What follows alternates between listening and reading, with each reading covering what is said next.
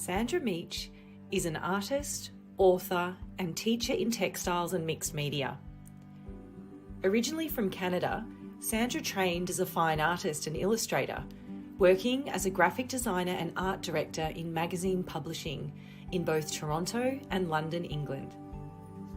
She became interested in stitch textiles over 20 years ago, and her love for photography, along with a trained eye for design, composition and colour, are evident in her sketches, photographs and collage compositions that often include monoprints or collagraphs. Surfaces are painted or images are heat transferred onto cloth before stitch is added, and often a layer of wire form is included for additional dimension. The inspiration for Sandra's work is from landscapes and detail in nature, the colour, texture and marks that are natural or man-made. Themes in her work have been varied, from global warming to the Arctic to the recent flooding in the Somerset levels. It was during a diploma in stitch textiles at Windsor that research began based on the landscape and traditions of the Inuit in Arctic Canada, a theme that was to be developed in one form or another for many years. Sandra is an associate of the Ontario College of Art and a graduate of the Diploma in Stitch Textiles from East Berkshire College. Her work is in public and private collections, and a full gallery can be seen in any of her 4 books, from Contemporary Quilts, Design, Surface and Stitch, 2003, to the latest book, Connecting Design to Stitch. Sandra is an active and respected member of art groups including Art Textiles Made in Britain, Quilt Art, Studio 21, Southwest Textile Group and Artists 303. Sandra teaches and exhibits internationally and enjoys sharing her journey and love for art textiles with groups in England. And we are absolutely honoured to be facilitating a special presentation for you tonight, where Sandra will walk you through her art to stitch journey. So if you're viewing live, please leave a comment below and let us know where you are in the world. And join me in welcoming, all the way from Somerset, England, the wonderful Sandra Meech. Hello, Sandra. Hello. It's wonderful to be here, and that was such a fine introduction. Thank you so much, Angela. Oh, you're most welcome. It was easy. Your work is stunning, and you're such an accomplished artist, and there's so many beautiful things written about you online. It was easy to put together. Well, thank you very, very much. And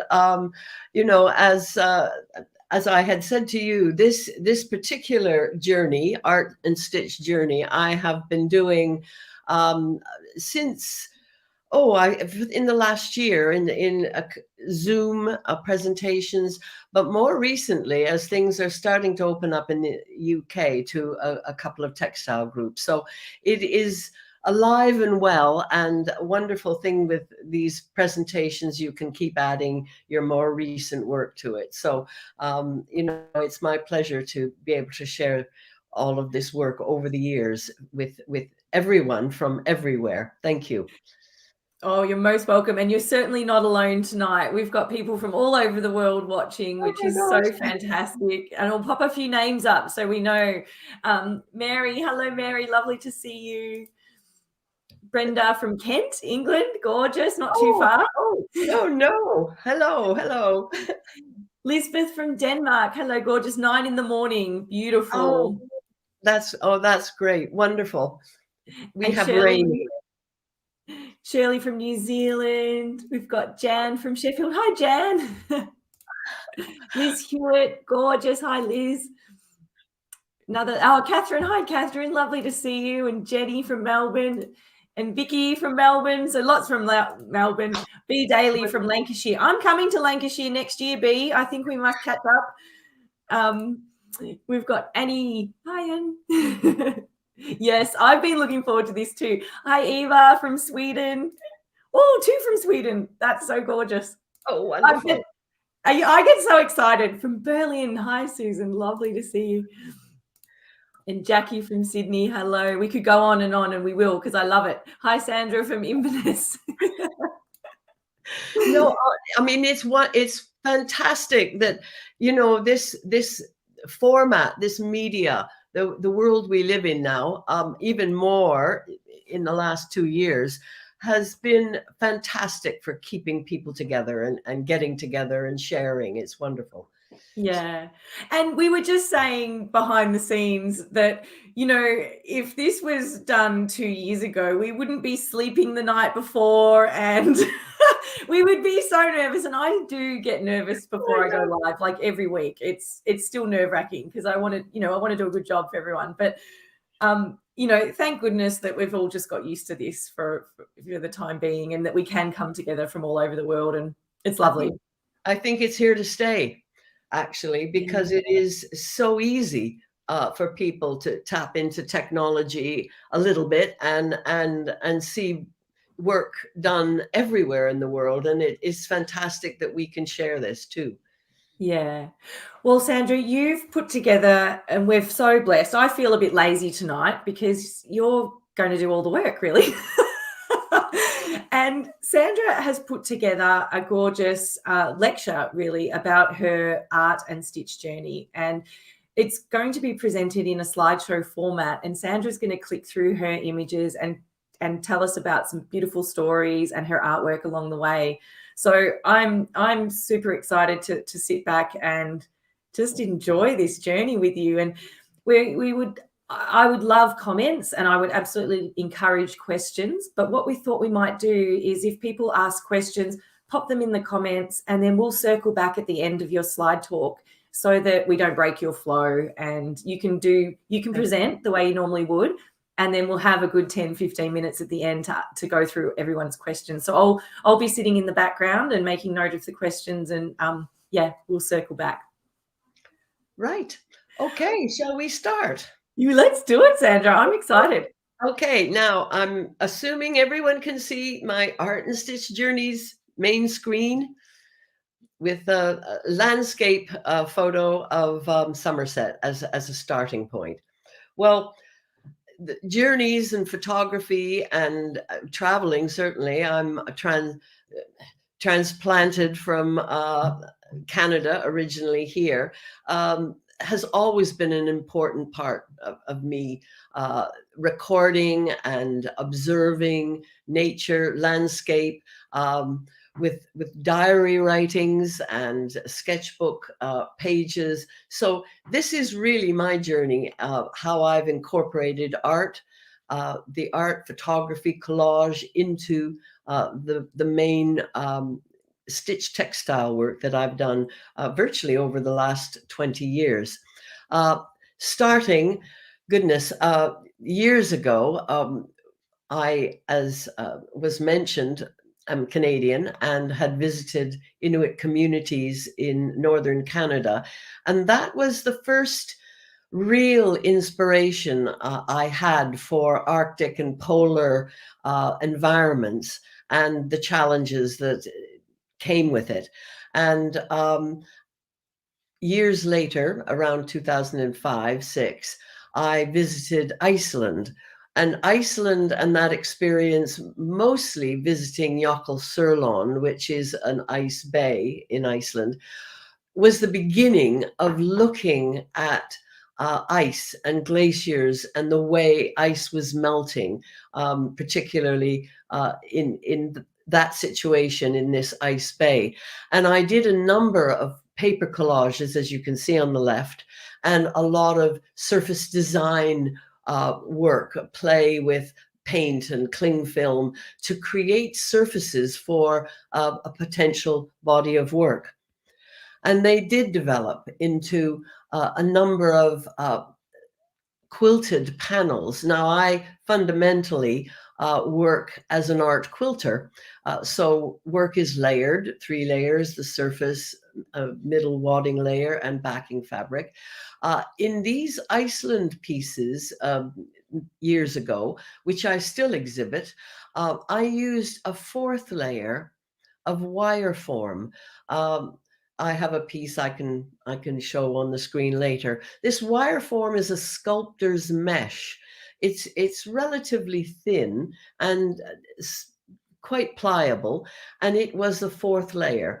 And layering the top layer of imagery, as I would have on cloth, then some thin wadding, then the layer of wire and the backing fabric. I was able to put it through a machine, and at the very end, when I was finished all the machining, manipulate to create a 2.5 dimension, a slight dimension off the wall. And these pieces were done, these Iceland pieces were done like that. But looking and standing in this glacier bay and watching this ancient glacial ice melting at my feet did bring the whole aspect of melt and ice melting to the fore. We were already hearing back in 2005-6 about global warming and climate change. And I then decided to, in all of the polar work, incorporate this red, orange thread, and sometimes, as you see here, bits of metal, copper metal shim incorporated in the work. Now, this panel on the left is not huge. It is only probably about a meter long, and oh gosh, I go from inches to metric, about 12 inches wide, so not too big. But a lot of the work did come from inspiration with sketchbooks. And this is an image of the ice bay. And you can see this is the end of May, and these bergs are trapped in this bay until the summer comes and they melt sufficiently to move out to sea through a small passage.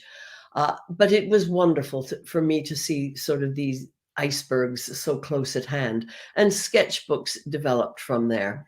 So did a series of 3 pieces that I did, and this is more, there's no wire in this. These is flat art quilts, but it is a sort of a photo collage from images taken in that visit. But you can see the rubbed copper acrylic paint that I have rubbed on the surface and incorporated the red threads and the copper shim. Again, it was this beginning of looking at how the polar regions have been affected by melt over the years, and it no more than now. It is really to the forefront of our news everywhere. So these pieces are about a meter square. They're quilts and machine stitched. And I used a method of heat transfer. Originally, years ago, I used an acrylic medium called Picture This. I think it was available worldwide, and it was a long process of laser jet prints with a layer of this acrylic white medium on it, laid flat onto cotton, put in a warm environment, an airing cupboard or similar, for a couple of days, and then you had the joy of soaking it and rubbing the paper part of your photocopy off to reveal the image that is then transferred immediately onto the cloth. I used this method for quite a few years in the beginning. I love the idea of being able to work with photography or a collage of images or paintings and such. And so it was the way I was working in those days, and continue to work with transfer methods. It's now the t-shirt method, this heat transfer, and I'll talk about it a little bit later. But these pieces were part of this polar Arctic expressions collection of work that I have still been showing and are very dear to me. And this is all based on Iceland. And again, another dimensional piece with the highlight of melt. And again, you can see from the edges that it is kind of off the wall by about 4 inches. So it has a textural feel. It creates movement with these pleats and folds. To follow along from the polar enthusiasm for polar regions, we were very lucky in 2016 to go to Antarctica. And this was my bucket list wish come true. It was phenomenal. And goodness gracious, cold temperatures, I'm Canadian, is not a problem. But the ice and the icebergs and the shapes and the marks and the inspiration from that trip then went on to feed many, many more pieces of work that were developed over the years. So this climate change concentration on polar places, the Arctic, Antarctica, are current. They are an ongoing theme with me, and it's wonderful to seek these sort of places out while I can and while there's still ice around. In my lifetime, I'm certainly there will be. And the next place on my wish list is Eastern Greenland, and I want to study ice there as well as tundra, because that's another aspect I want to bring in. But these marks on these big tabular icebergs that we saw in after crossing the Drake's Passage was just phenomenal. And some of these, this particular one here is 2.5 kilometers long. And I understand that it was part of a whole shelf that had come off in the late 80s off of Antarctica. And they monitor all of these huge chunks as they're floating. It's all done by satellite. And it is amazing, you know, the technology to see the rate that they're melting and see where they are and what the situation is. And it is a cause for concern. But from those images, I belong to a group called Art Textiles Made in Britain, which was formed about 7-8 years ago. And we had an exhibition called Concealed at the Festival of Quilts, a big exhibition venue here in the UK. And from the images that you see at the top, those are photographs from Antarctica, I now, years later, had become used to collaging on the computer.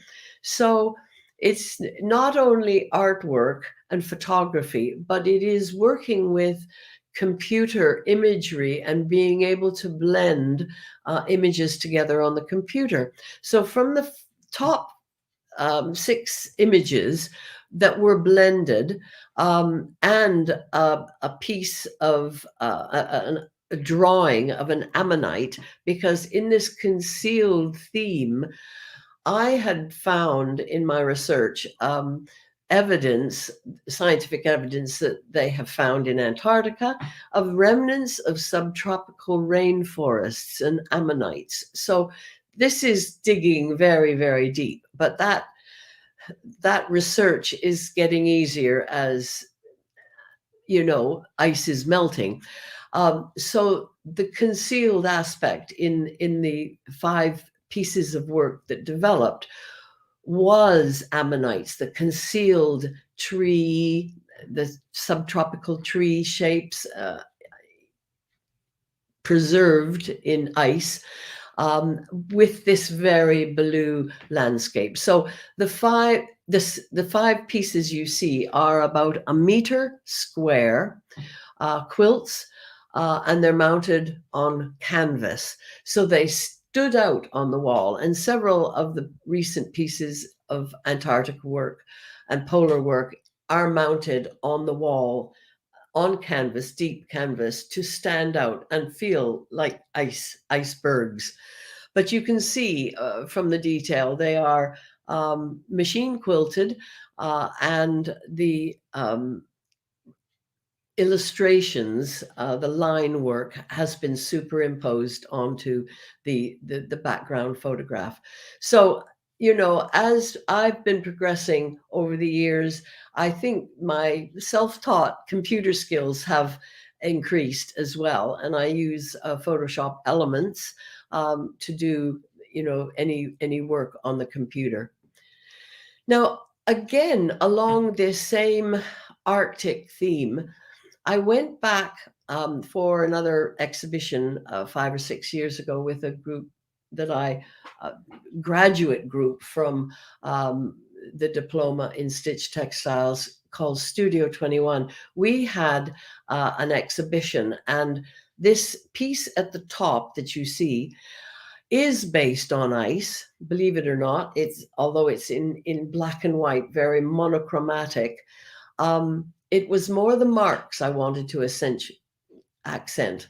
And this was going back to my visit back in 1998, my first inspiration, studying caribou skin clothing, as I was in Baker Lake and Rankin Inlet, to a walk on ice that I had done on Baker Lake. It was in May. It was already sort of 3.5, 4 feet, a meter of ice. So I felt very safe walking on the ice, but looking at all of these wonderful marks beneath my feet. But I was hearing a cracking sound, which happens when you're walking on ice, even though it's not dangerous. There's this kind of little cracking sound, and realizing that there was not a sound to be heard anywhere. There wasn't a bird in the sky, no planes, nothing. I was in, you know, the Arctic Canada, and it was silence. This piece is called The Last Silence. It was a silence that I had never experienced anywhere. There was no wind. I just heard, when I walked, the crunch of ice under my feet and this little cracking sound. A few years later, coming back from that trip,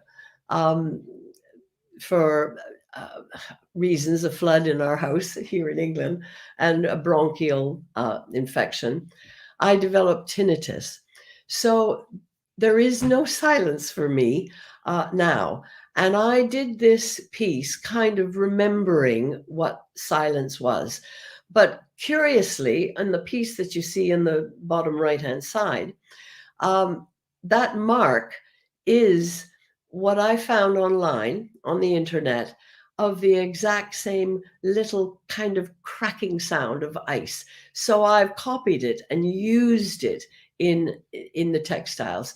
As I said, this piece at the top is quite large. It's in 2 sections, and it's been stitched onto a very stiffened material, and I have been able to fold it. So it has a mark that it was meant to be similar to the wave mark. The sound wave you see on the bottom is the cracking sound that I heard.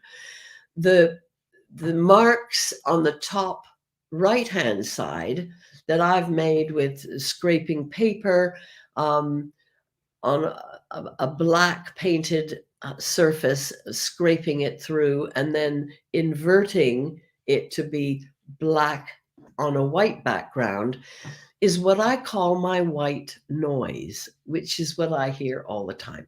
In any case, I made a small piece for this The Last Silence sort of series of work that you see, which is only about 12 inches. It's only a small piece, but it was meant to be a prototype for something larger. The prototype never happened. I quite like it as it is. But it is interesting how, you know, developing from ice and ice marks, but bringing a personal experience into the fore can, you know, impact a whole series on the Arctic. Well, in 2012, we moved from Berkshire in the UK to Somerset, which is a county that is almost classified in the West Country. It's classified in the Southwest, but it's not Devon and Cornwall, which is where most people think of the West Country. Beautiful, beautiful county, large and beautiful county that is got Bath and Bristol, so it has got the Solent, the water from that inlet, with Wales just opposite on the other side, and 5 or 6 rivers that come into Somerset. And in the winters of 2013 and 14, there was heavy flooding. The Somerset levels always flood. They are notorious. It has been managed over time, but they always flood in the winter. But this particular winter, with a number of other different circumstances, rivers that hadn't been dredged since the 50s and 60s here, and a lot of rain, as we're seeing everywhere. These fields near where I live, we're high in Somerton on high ground, so it never impacted us, but it did a lot of the villages around.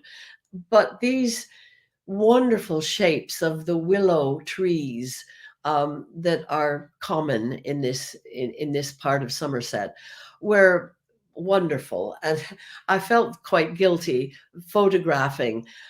It did lend itself to much more monochromatic work, and it did inspire a number of pieces, my first series of work from Somerset. So my journey in the Arctic continues. It will always be added to, but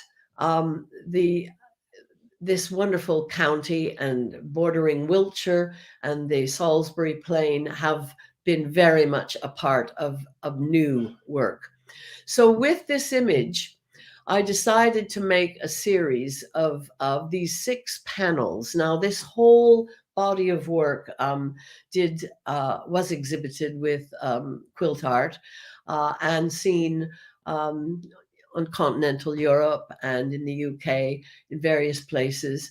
And it spans about 2.7 meters wide. So each panel is fairly substantial.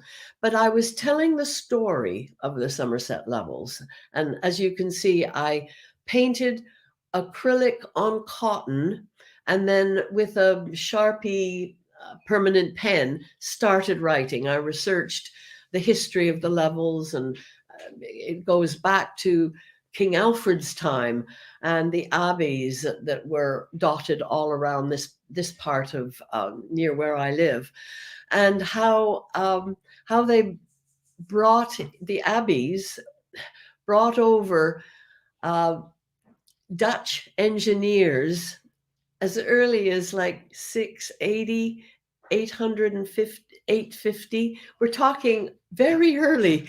When you come from Canada, a new country, in those years brought over Dutch engineers to manage the levels. And of course, if you look on a map, you will see it is managed in rhymes, these canals in square format. So this management of the accumulating flooded water every winter was somewhat managed over these last 200 years. In any case, I took the imagery and I slit it. I transferred it onto cotton with heat transfer methods, as you can see in my stitch. And I made them these long, wide pieces, and I sewed them one at a time onto the backing fabric. Now, what happens when this is under lights in exhibitions, the panels curl up, revealing bits of information about the odd worder here about this history of the levels. And I found this sort of technique quite intriguing, and will probably resurrect it again with some new work. But the panels are different widths. They're not you know, meant to look like a Venetian blind, but at the same time, there is this reveal underneath. But I really had fun doing this, and of course, this whole image is quite dramatic when it's hanging. So many other pieces ideas came from it. And by now I'm looking at marks, and I love the idea of mark making to music. Um, Again, in Somerset, we have the murmuration, the starlings, the flocks of starlings in the winter that roost at dawn and dusk can form wonderful patterns in the sky. And so there was a whole series of marks that I made, inspired by, well, the landscape basically in Somerset and the birds and the murmuration. And from those images that you see on the left, sometimes I make them on layout paper, and then I can oil that layout paper to make it more transparent. And I use baby oil, so the material you use cannot run. It has to be permanent, like India ink. It has to be a permanent mark. But the transparency, when it's folded, created many more possibilities, and they were transferred onto cloth and became parts of new pieces of work, as you see on the right. This was another smaller version of transferred imagery and writings about the history of the levels. That has been seen at various shows, and I really have enjoyed this way of interpreting a journey, with writing, with sketches, with marks, and with photography. And a lot of paper samples. I quite often work in paper first.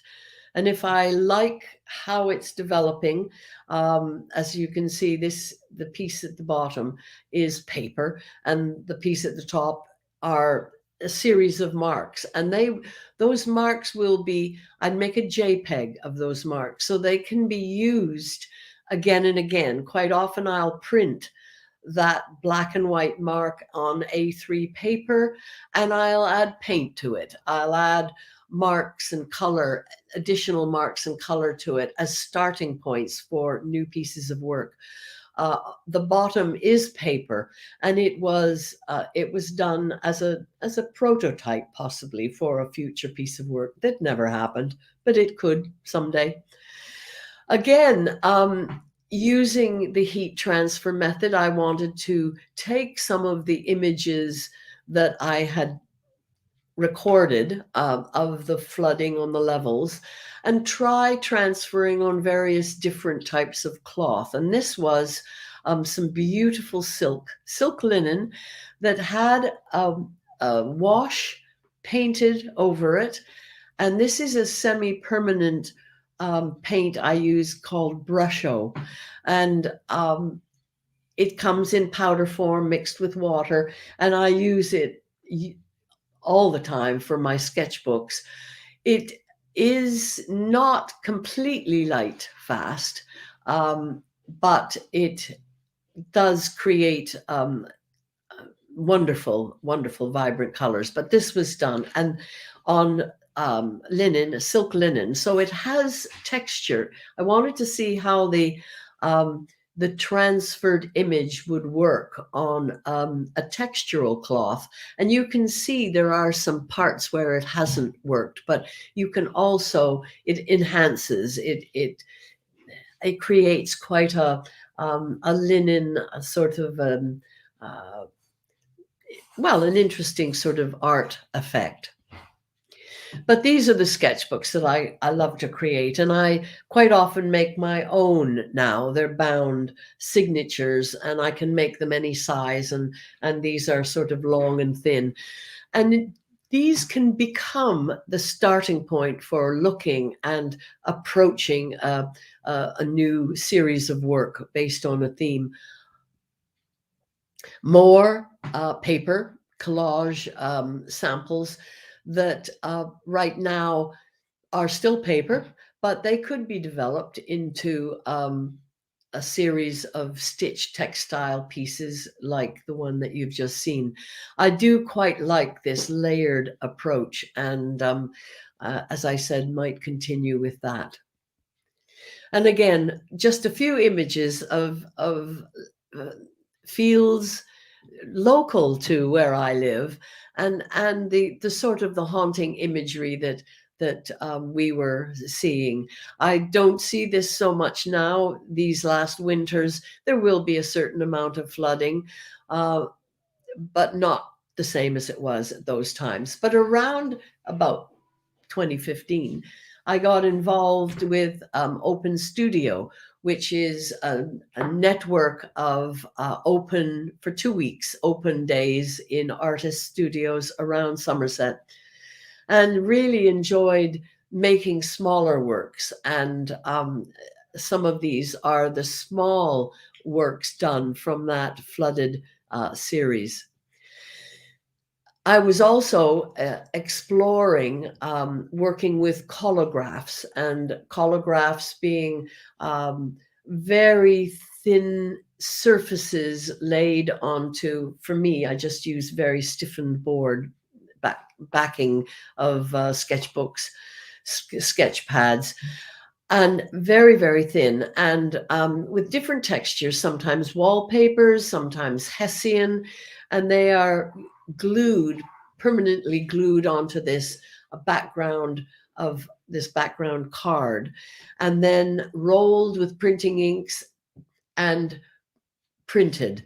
And I would use a dampened white cartridge, slightly dampened cartridge, and lay over the background surface, and I would get a print from it. And sometimes you could use different colors of printing inks, and they are never meant to be an art piece in their own, but as a starting point for a stitch piece. And these, again, I took the skeletal images of trees out of a JPEG of a collograph print. And several of these prints that I did end up being pieces of work. And these 2 panels were about 1 meter wide, stitched. And again, it was part of there wasn't quite monochromatic, but very subtle colorway I was using to represent some of the levels work, the flooded Somerset levels work. And I got, again, another JPEG. It was another collograph print that I've added those same ammonite pictures. It was potentially going to be another piece of work. I had done 2 pieces, this and the next slide, of work based on Somerset and what lies beneath the surface. And of course, because much of this would have been a floodplain, you would find many ammonites under where I live right now, because it would have been part of the sea at one time. This was the piece that I did follow through with a stitched textile. And it, as you can see together, that was the collograph print, increased in size and transferred onto 3 panels. So these panels are made up of A3 heat transfers of this one image.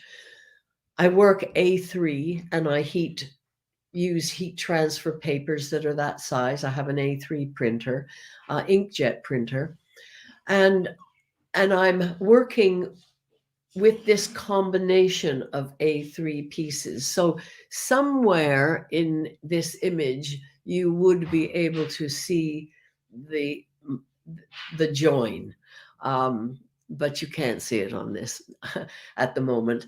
So this was this was a collograph print, and by, well, serendipity, it ended up having a mound in the top left-hand corner, which resembles Glastonbury, which is very close to where I live. So that became Glastonbury Tor, and all of these levels underneath with the ammonites in these 3 panels, which are about 1 meter wide, stitched. And I was also playing around with the imagery and the layering of images together. And these are 2 quilts. I would say they're about, I would say it's about 30 inches. What's that? About 70 centimeters by 1 meter long, these pieces. And again, transferred images of the flooded levels and marks. And the interesting thing with these pieces is they were transferred onto cloth in sections of A3 in black and white. And the color that you're seeing is with thread. I wanted the color to be subtle, almost to remind the viewer that there is life after these floodings, and the spring came and the water receded and there were buds on trees, and it seemed to go back to normal very quickly in the spring and summer. But you can see the color was made up of the thread choices. And here is an image, a mark making image combined with a photograph not far from here of Ham Wall, which is a well-known area that people visit from all over the country because of the murmuration and the way the birds are. It's usually the best in January, February, so I anticipate taking more photos of the murmuration in the future. And again, enjoying what Photoshop Elements can do with some of these images. And some of them were inverted, so I'm getting a different kind of color approach, a very sort of night image from these photos I took of the flooded levels, but also posterized, which is bringing the image into just 3 or 4 colors, which gives a very different sort of feeling to it all. And these were small. These are A3 pieces that were photo image transferred onto cloth.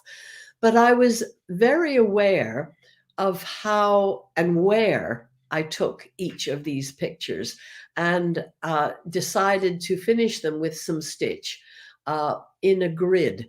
And the grid is reflecting longitude and latitude.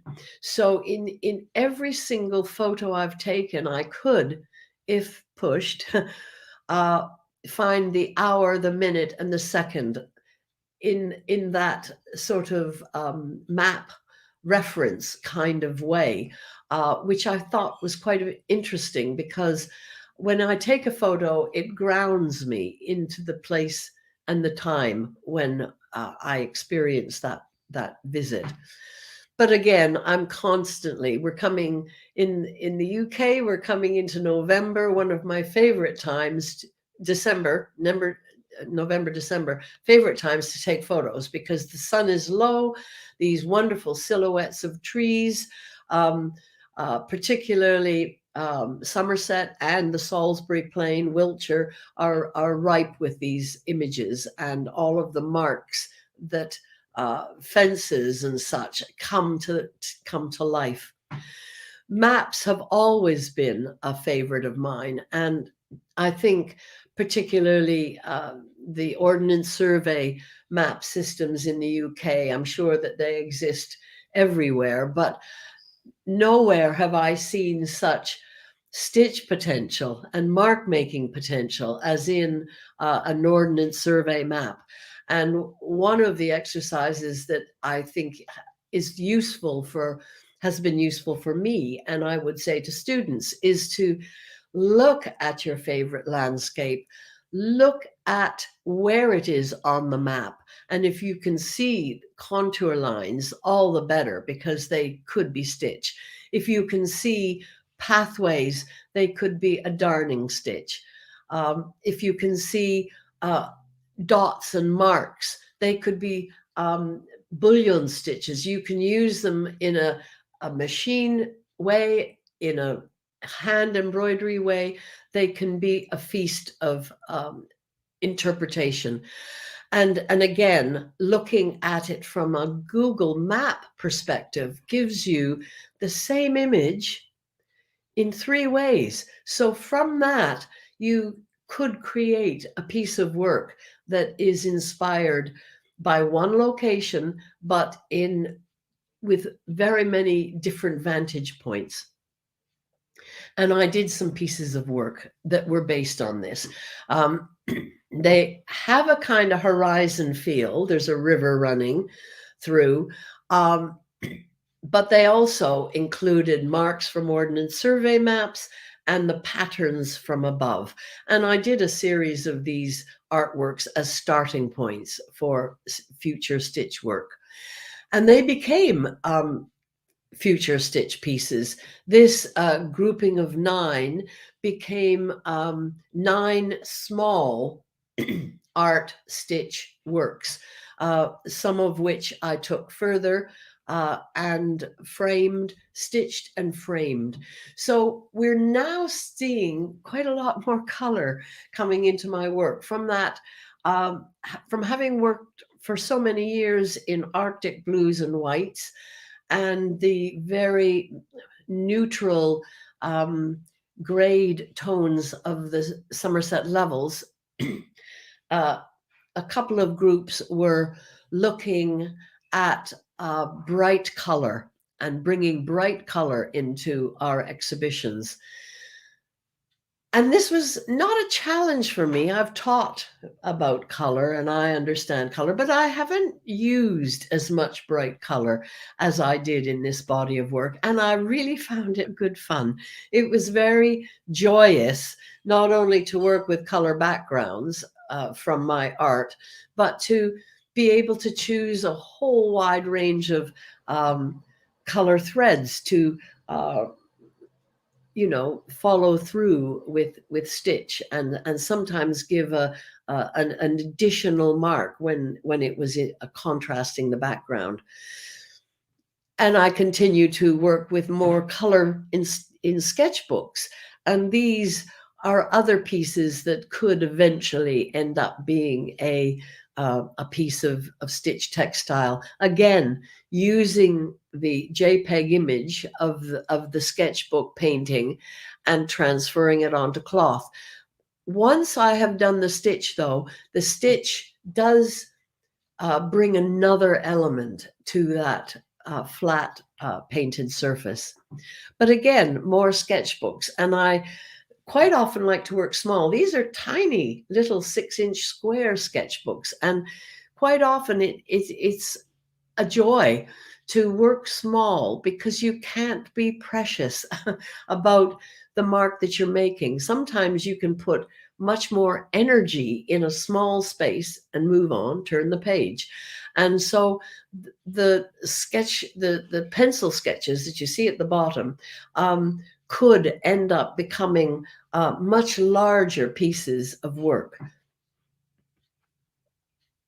And again, these marks are coming to the surface, and they could be painted and developed into future stitch pieces. Again, the color and the choice of threads would bring another aspect to the whole image. I did this actually with a series of monoprints, painted monoprints. The monoprints are always done A4 in size, 8.5, 11. A4, small monoprints from marks in black and white. And quite often, if they work well, I will take many photocopies just on copy paper, and I'll paint on them. And sections of those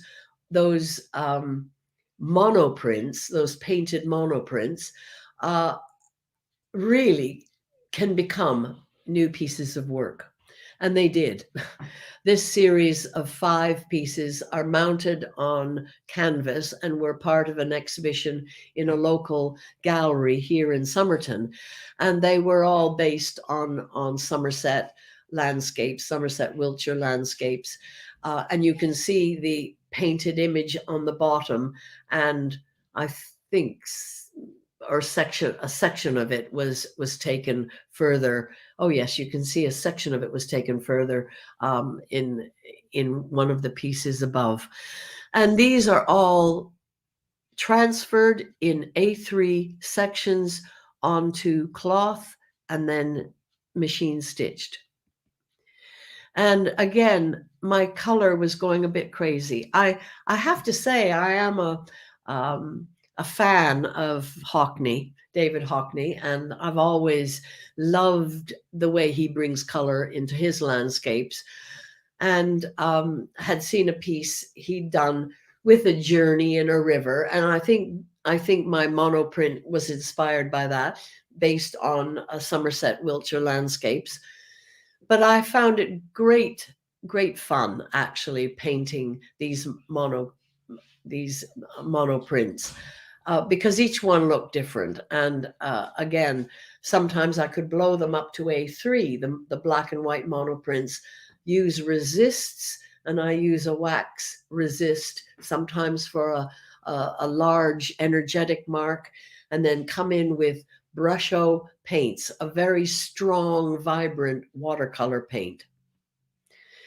But when they're stitched, they take on a different feel. They take on a more sort of deliberate texture in the landscape. But in the background, you're seeing some quite wild marks. And then some of those wild marks could be mimicked in stitch.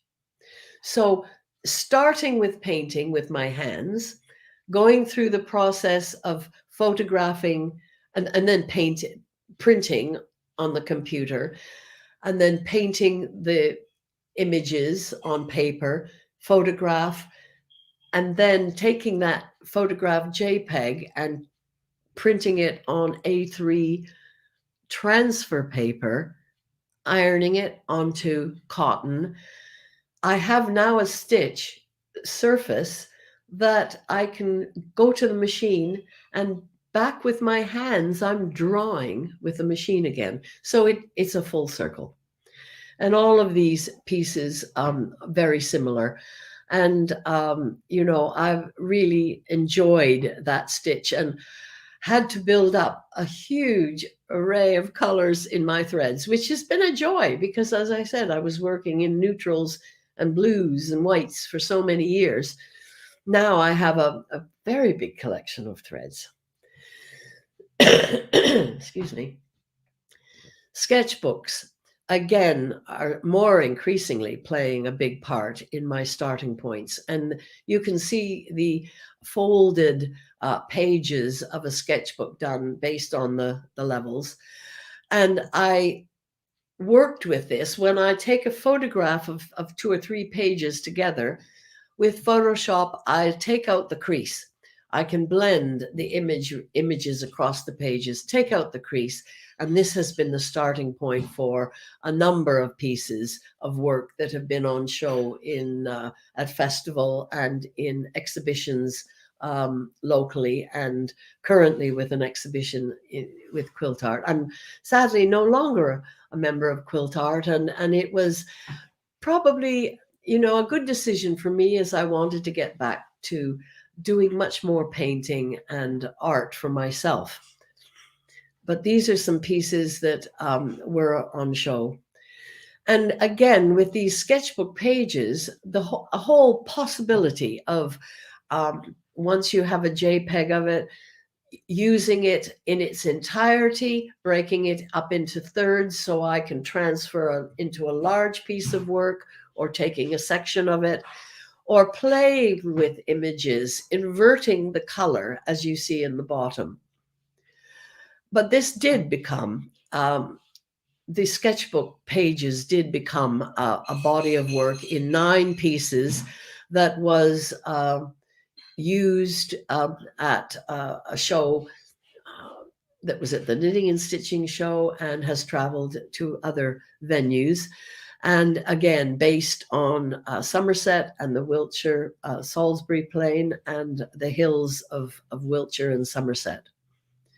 And another piece of work. So again, colorful and inspired by local scenery, but with I don't know, an imagery that has got some energy in it. And I find every time I journey just on the roads around where I live here, the fields change daily from the marks on the landscape and the harvested fields and the plowed fields and the big skies, just wonderful. This is a bit of a departure and an experiment, but it was in an exhibition that was at the Knitting and Stitching Shows and in other galleries across the UK. And I was printing, it was a color exercise. Studio 21 had an exhibition series called Color Notes. And I'm looking at the color wheel, through the colors of the color wheel, as you see on the left-hand side. But I'm looking at journeys that I've made over time. And the first journey, transplanted into the images on the right, you can see my feet. I've always, even going back to 2008-9, I can't remember which year, I've had the wonderful opportunity of teaching in Australia on a number of occasions.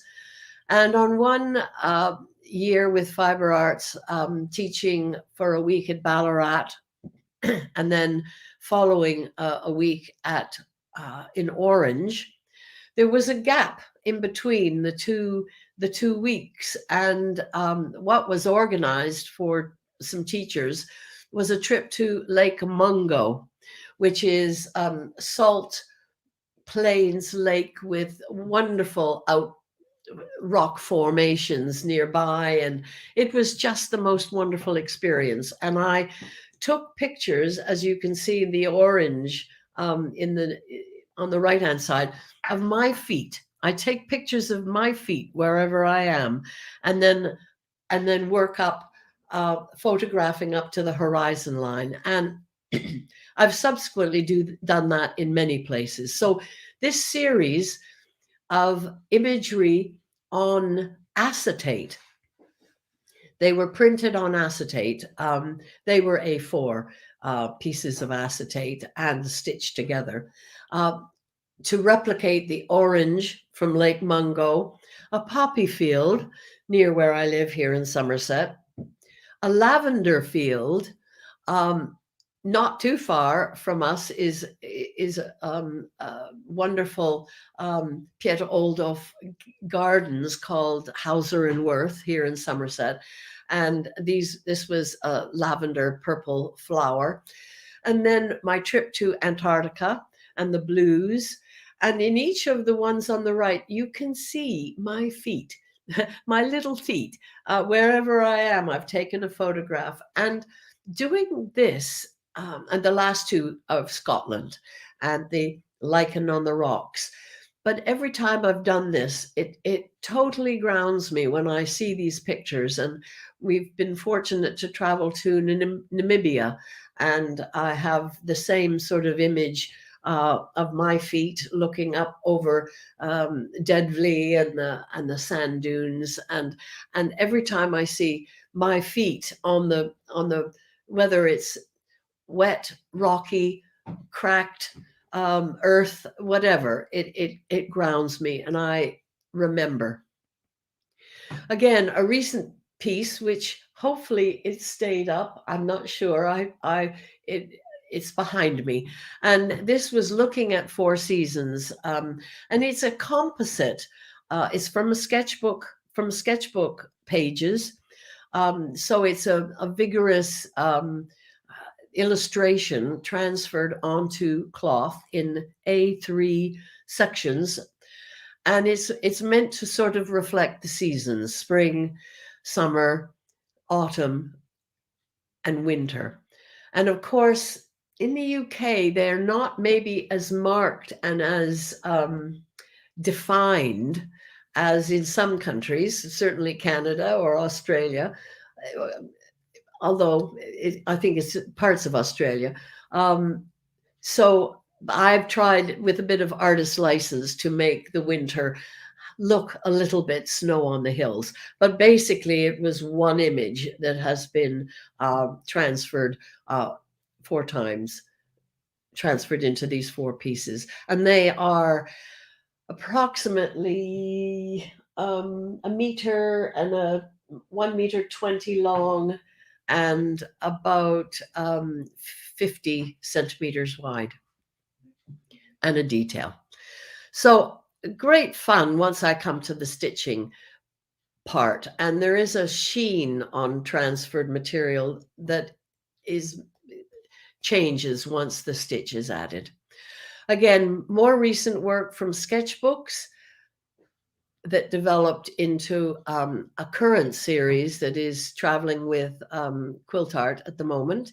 And I shall be glad to see again. They're all stitched panels, and they're about 17 inches. What is that?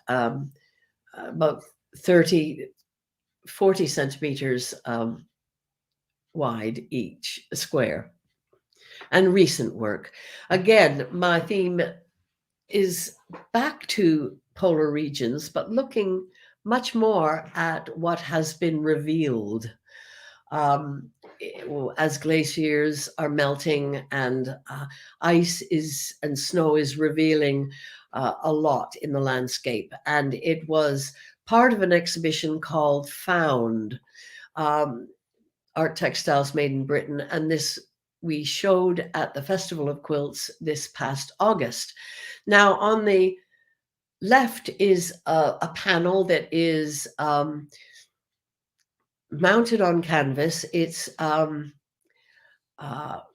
again 30 inches, it's about 70 centimeters by 1 meter long, and there is manipulation. There is a section that has got wire form and dimension in it, and it is the retreating glacier and all the rubbish that is being found. And of course, this you're reading and seeing about in the Alps, and many retreating glaciers are revealing all of this. But what is also of concern is on the tundra, mostly in the Arctic, when the permafrost is melting and releasing methane gases. And as beautiful as the tundra in these Arctic areas, Greenland, northern Canada, and Russia, Scandinavia can be, it is a concern when these methane gases are being released.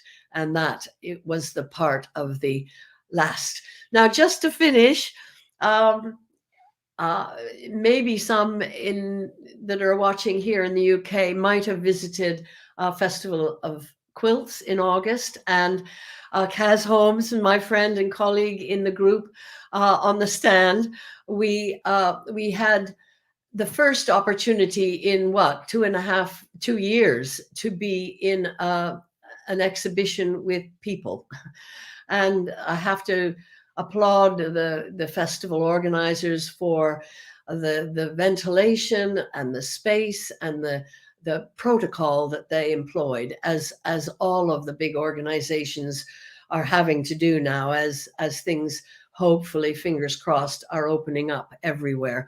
But we did produce a lovely book, which if you looked in our website, Art Textiles Made in Britain, you can find more information on it. But I thought I'd add a picture of Kaz Holmes, as many of you know her and her work. And this group is just 9 people, but I value such a collaboration with talented people of very different disciplines, and it is what I think is happening everywhere.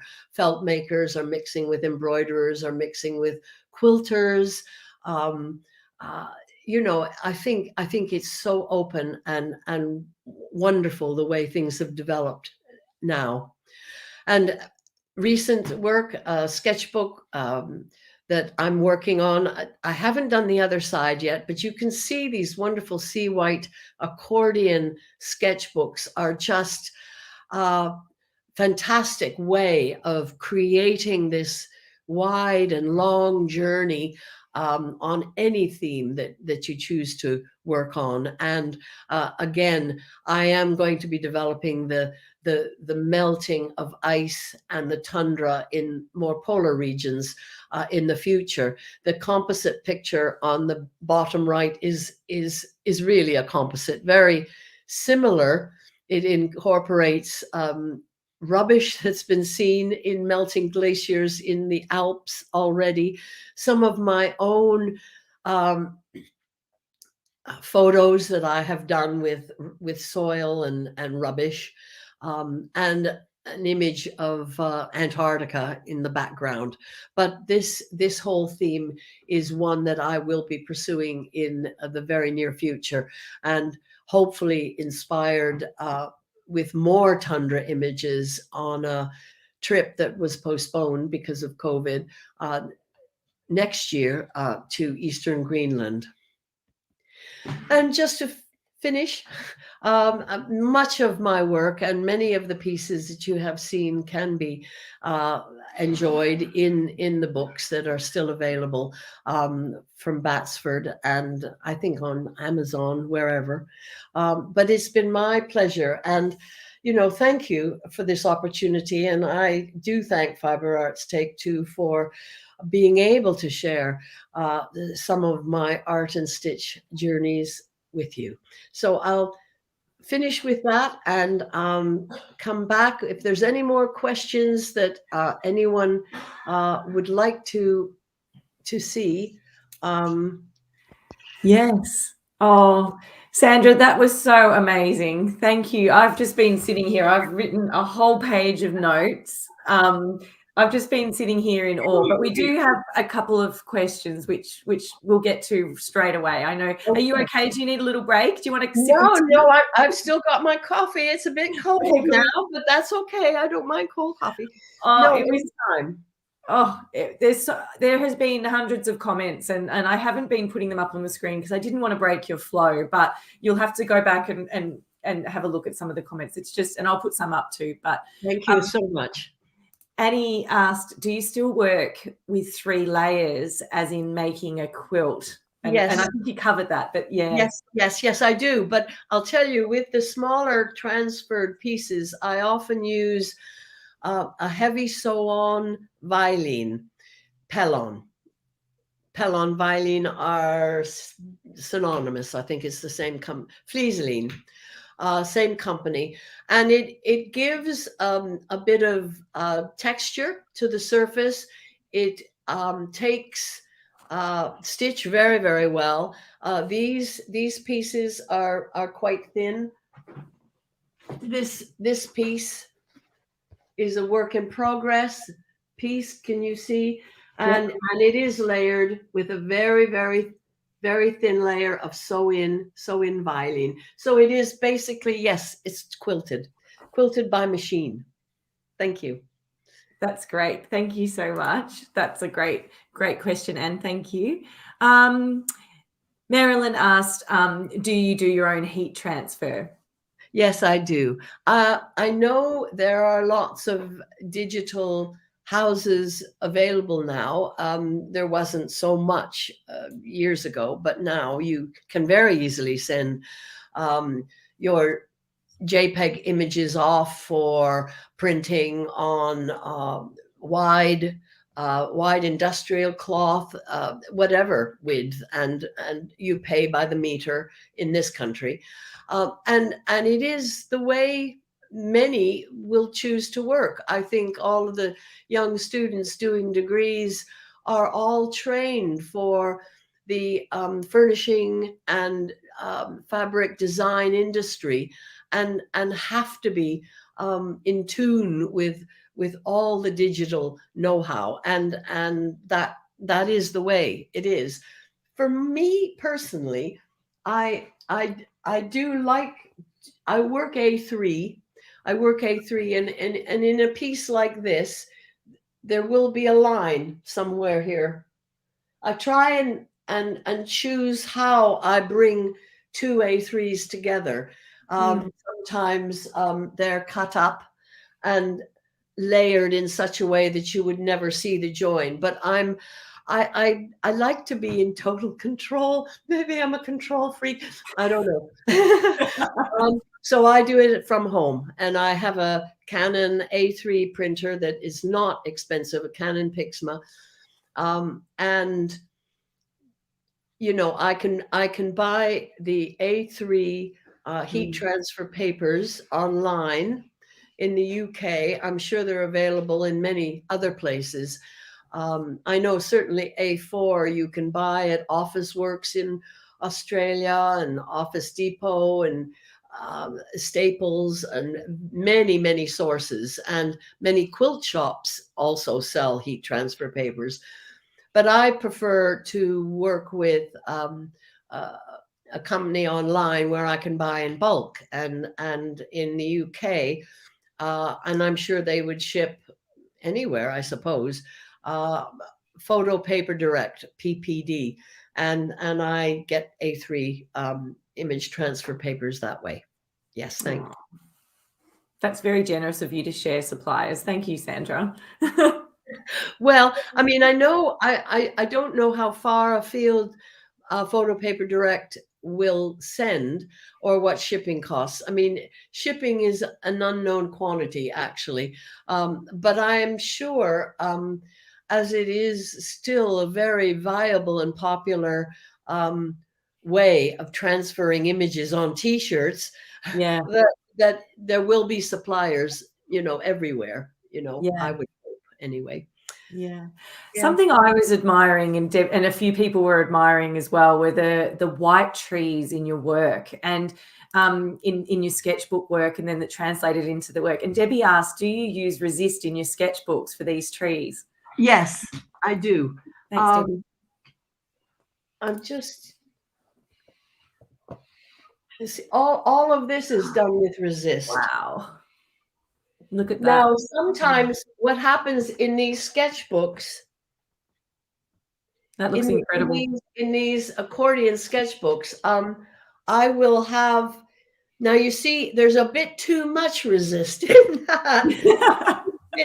A bit too much, because I'm actually using a China graph marker. Now these are, it's a wax crayon that they use to mark China, basically, you know, for selling, because it holds a mark. But it's like a wax. It's like a wax crayon, and I use these, and I'll have these sketchbooks will be completely white, and I'll go through with photo imagery on my iPad, and I'll go through the whole book. And this must be, oh, I can't remember how long it is. It must be at least 20, 30 feet. What's that? About 10 meters. No, Yeah. they're very long, these sea white sketchbooks. And I'll go through and I'll remember, and I'll be doing it white on white. So sometimes when there's trees, I'll do the shapes of trees and very quick, and then move on. And then when I come to painting, they're all revealed. I can kind of see where they are. And in terms of those trees that you saw my finished work, sometimes when I'm taking a JPEG of some of these pages, when there's too much white activity on Photoshop, I can take it out. Yeah. I can blend it and minimize the lines if they're too overpowering. But there is this kind of energy, like you can see in the piece behind me. That was a sketch that was from a sketchbook, but those white marks were done with resist, and they travel right across, and they just give a certain energy. I use white resist marks in life drawings, and I'll actually do some marks of the model on white, and then come in with more detail. But there's a kind of energy in the white mark. You can see it. It's absolutely, yeah, stunning, mesmerizing. I loved your photographs and your little feet down the bottom. I just thought that was just beautiful. I really was looking and I went, oh, there they are. Yeah. You can't. In fact, on the actual panels, which I don't have handy, on the acetate panels, were the image that you saw with my feet at the bottom, and then I wrote sort of diary writings, remembering the orange, that rusty orange in Lake Mungo, or the poppies, and remember standing in this poppy field and thinking so many thoughts, that bright poppy red. And when you see your own feet in a photo, you're transported back to that moment in time when you took the picture. And like I said, I probably have about 20 of those long, skinny panels that I could do of my feet photos. Maybe that'd make a whole exhibition. Yes, in your spare time. Yeah, in my spare time. Jenny asked, do you photograph with a DSLR, or are you using your phone in like the panoramic mode for that?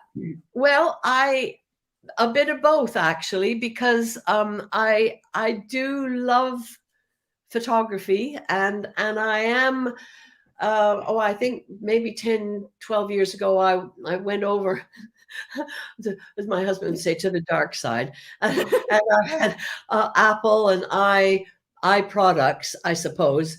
And I find I also have a DSLR. I have a Canon with lenses and such, but I've been more recently, over the last number of years, using a bridge camera. I have I had a Panasonic Lumix bridge camera, which is zoom to 600 in Antarctica, which was wonderful. And I have a Sony 600.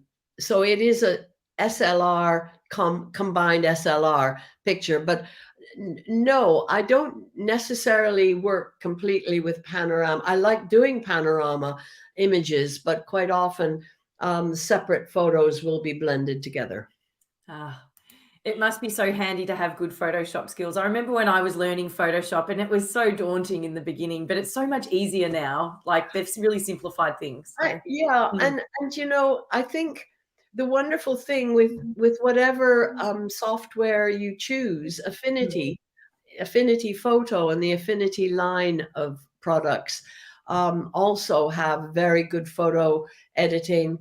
And there are so many wonderful tutorials. Photoshop Elements has got wonderful tutorials. So, when in doubt, I just go onto YouTube and it answers a question.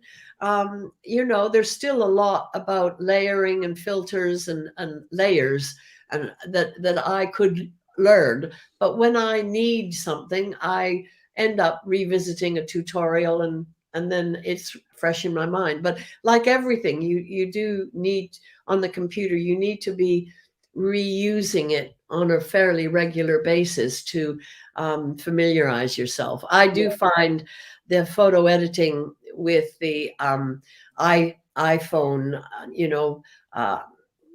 iPhoto system very excellent. But then I think, Android and Google have other, there's GIMP and there's several free apps that you can use for photo editing that are around, so yeah. Gorgeous. Deborah made a gorgeous comment. She said, your sketchbooks need an exhibition of their own. Well, actually, I mean, this is a future plan.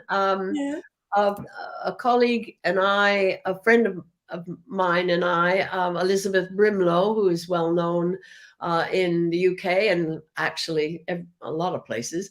Elizabeth and I are having a 2-person exhibition on walks at the moment, it's a working title, Walk Memory, Walk Stories, and in 2023. And without tempting fate, we have secured a few galleries, important places to be in 2023. So we both are working a great deal with these books, these sketchbooks. So we will be mounting, and that this is the where did it go? It fell down. The Arctic one.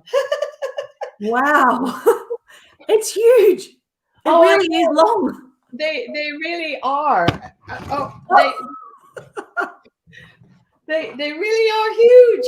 But I have done so much work based on these. I've done a whole series of small works, just based on, for instance, that would have been one, and they were small,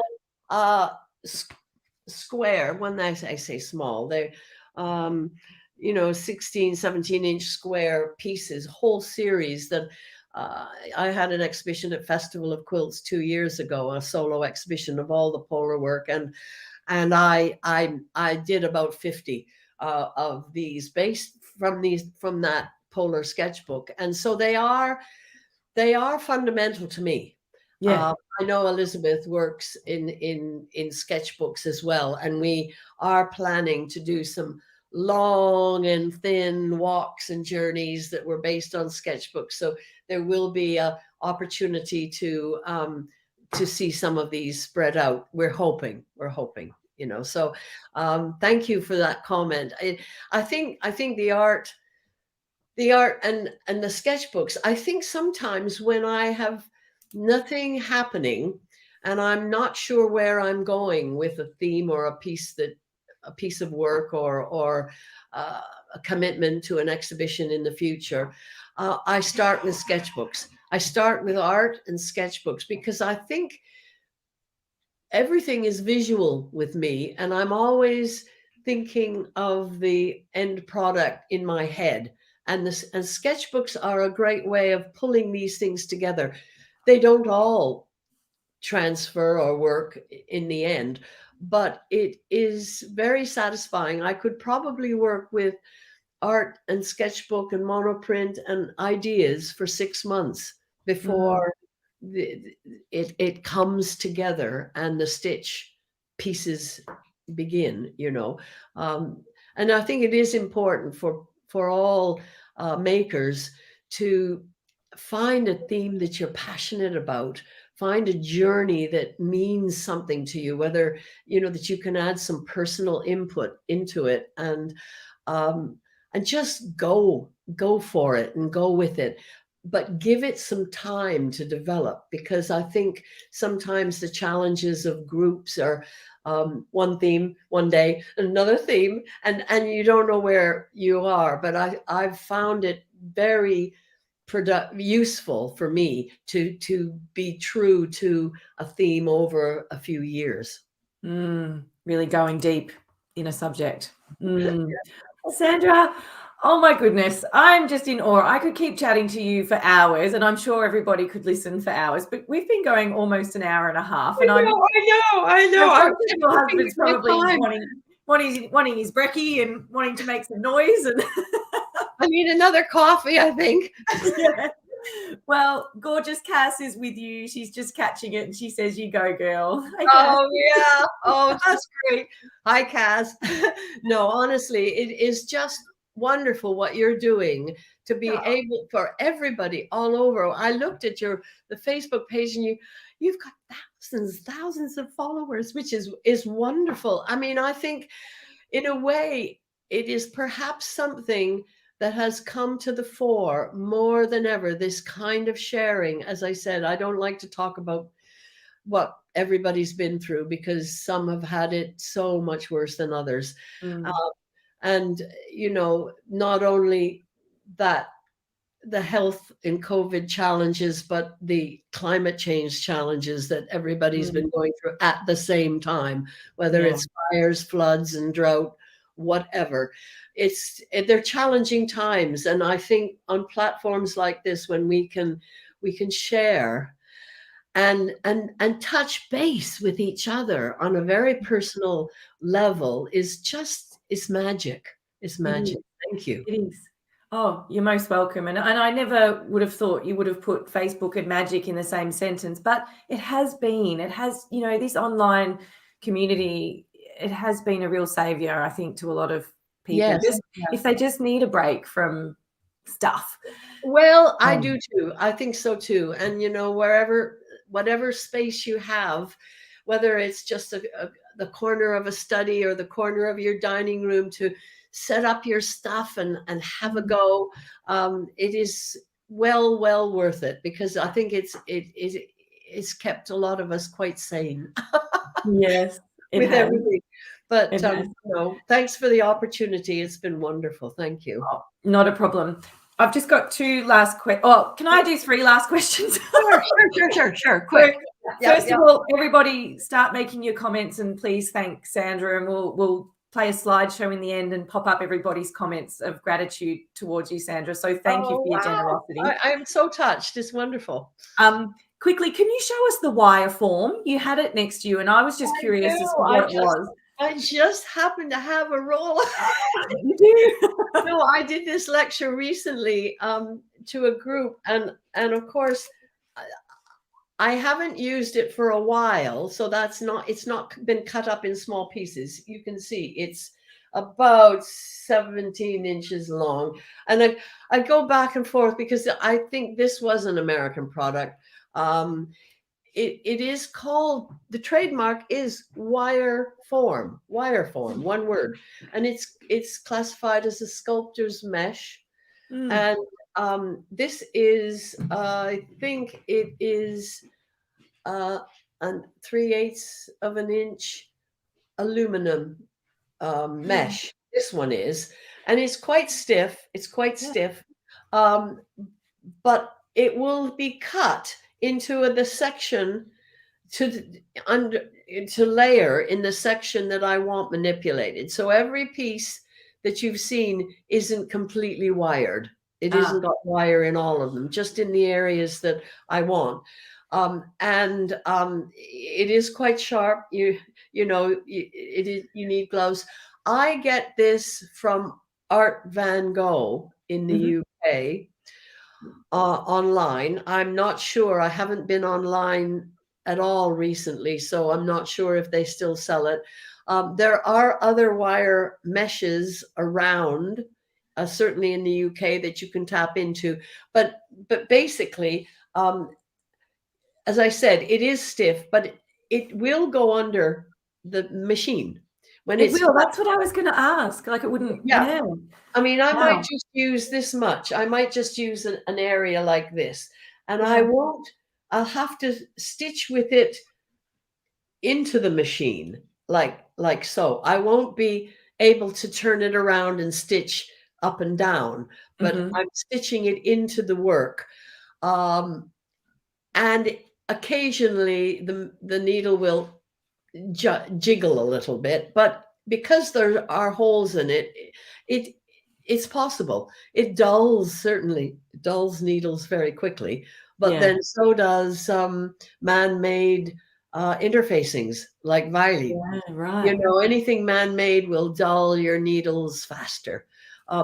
Waddings of all kinds will. So you have to pay attention to your machine and needles. But the work will be all stitched in its entirety, and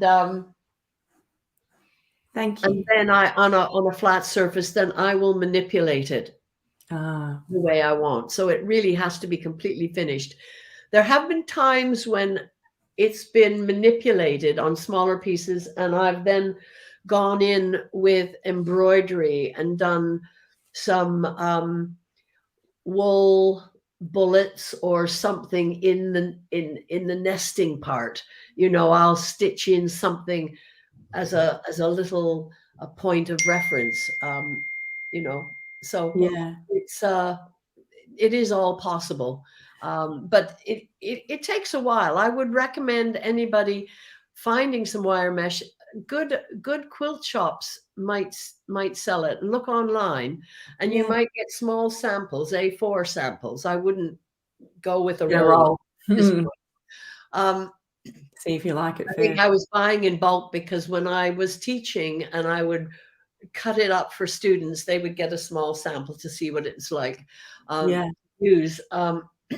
It is available, and you know, it offers possibilities for a dimensional interpretation, you know, where it's appropriate.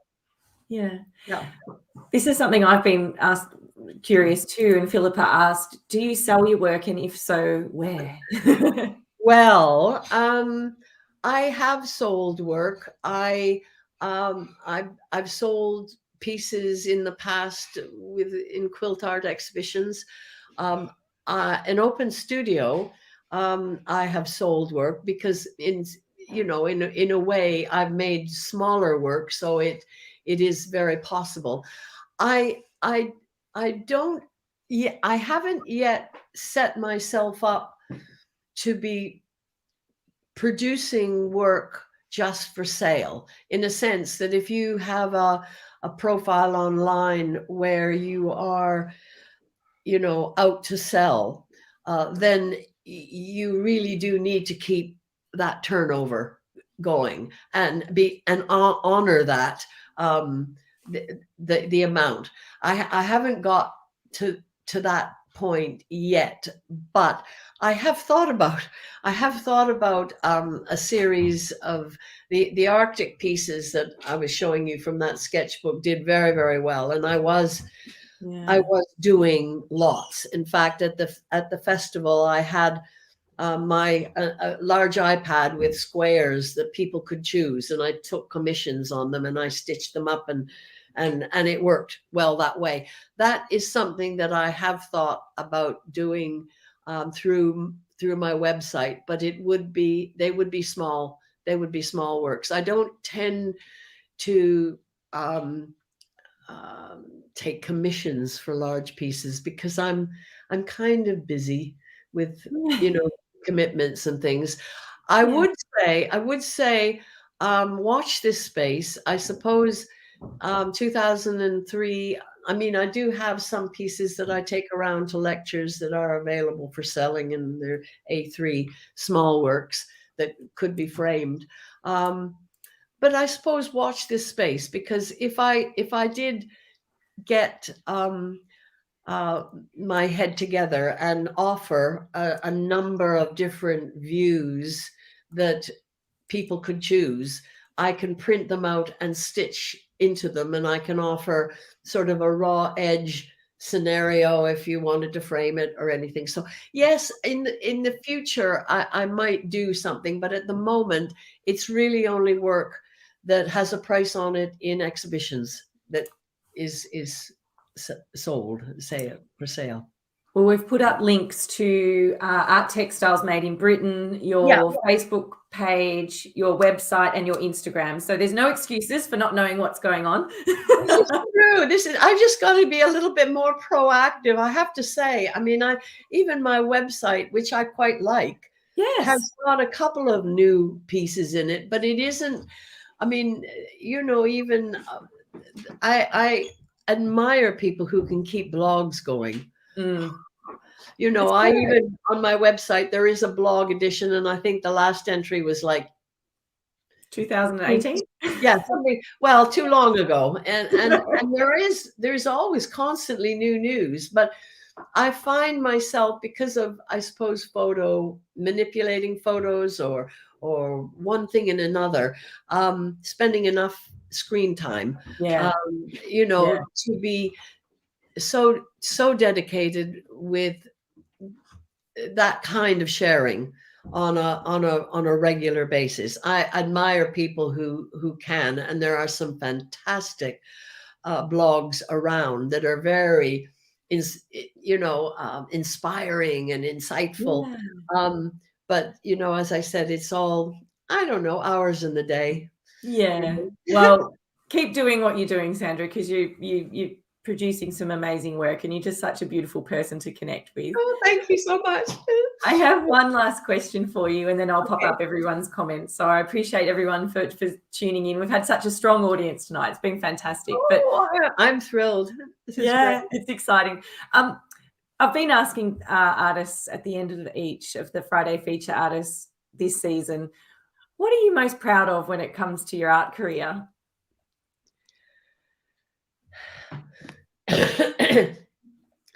I think for me, it is a personal connection, because art has been in my life and encouraged in my life since I was a youngster.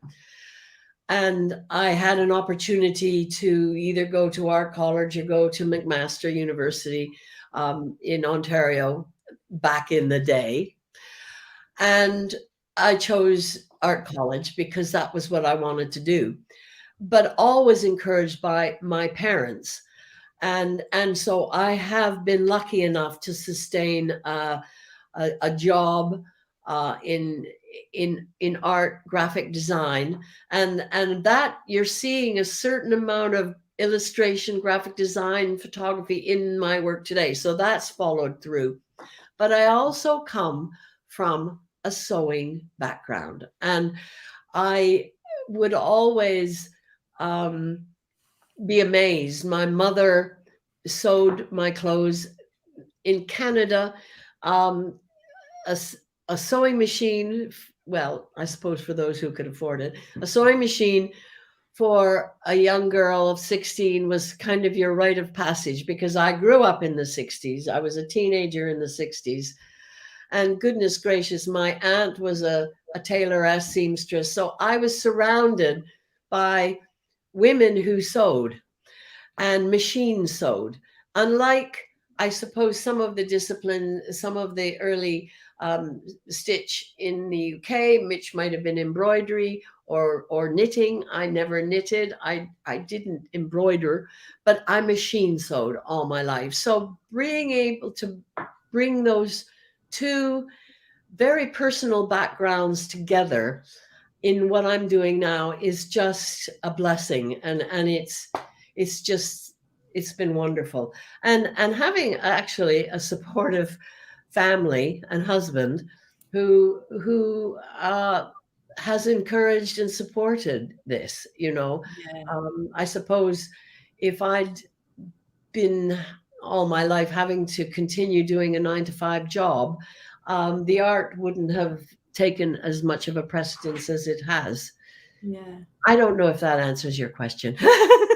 I think you've got so much to be proud of, and that connection is really something that I live with all the time, and would continue. I sometimes do paintings, or I take classes with good painters in this country that I admire, and I come away and I think, oh, I really quite like that, and I think, oh, maybe.